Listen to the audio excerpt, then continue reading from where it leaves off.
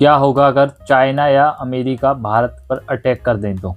चलो मान लो, एक बार के लिए हम एज्यूम करते हैं, बेशक ये होगा नहीं, लेकिन फिर भी हमें ये सोच कर चलना पड़ेगा देश की सुरक्षा के लिए। तो क्या होगा अगर ये हम पर अटैक कर दें?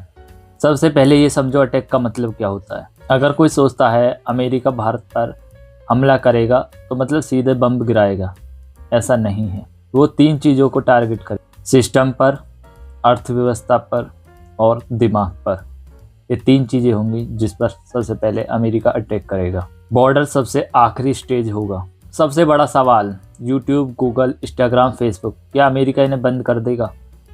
नहीं, ऐसा नहीं होगा। कारण भारत का जो नेटवर्क है वो भारत की कंपनियां चलाती हैं। डेटा राउटिंग भारत के कंट्रोल में है। इंटरनेट किसी एक देश की प्रॉपर्टी नहीं है। लेकिन सच का दूसरा हिस्सा सुनो, कुछ सर्विसेज स्लो हो सकती हैं, कुछ फीचर्स टेम्परेरी रेस्ट्रिकेट हो सकते, लेकिन सब कुछ हमेशा के लिए बंद नहीं होगा। आपका यूट्यूब चैनल, आपका इंस्टाग्राम डेटा किसी एक देश के डेटा पर डिपेंड नहीं होता। जो सर्वर होता है, जो आपका डेटा होता है, वो किसी एक देश के ऊपर डिपेंड नहीं होता। क्या हमारा डेटा इस्तेमाल करके हम पर अमेरिका अटैक कर सकता है?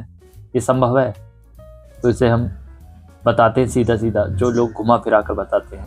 हाँ, साइबर वारफेयर होती है। इसका मतलब ये नहीं है कि आपकी चैट्स, आपकी गैलरी, आपका पर्सनल डेटा, आपका अकाउंट, आपका चैनल कोई देख रहा है। आम नागरिक के लिए असली खतरा क्या होता है? बम नहीं, मिसाइल नहीं, अफवाह, फेक न्यूज़, पैनिक, डर फैलाने वाली वीडियो। युद्ध से पहले लोग खुद ही अपने दिमाग में हार जाते हैं और यही सबसे बड़ा नुकसान है। क्या भारत पूरी तरह हेल्पलेस है? नहीं, भारत के पास अपना साइबर डिफेंस है, अपने सैटेलाइट्स कंट्रोल है, अपनी मिलिट्री कमांड है। भारत कोई ऐसा देश नहीं है जिसका सिस्टम बाहर से रिमोट कंट्रोल हो जाए। फिर असली सच क्या है? सच ये है, युद्ध अचानक नहीं होता। आम आदमी सबसे आखिरी पर प्रायोरिटी होता है। टेक्नोलॉजी हथियार है, मालिक नहीं। ठीक है।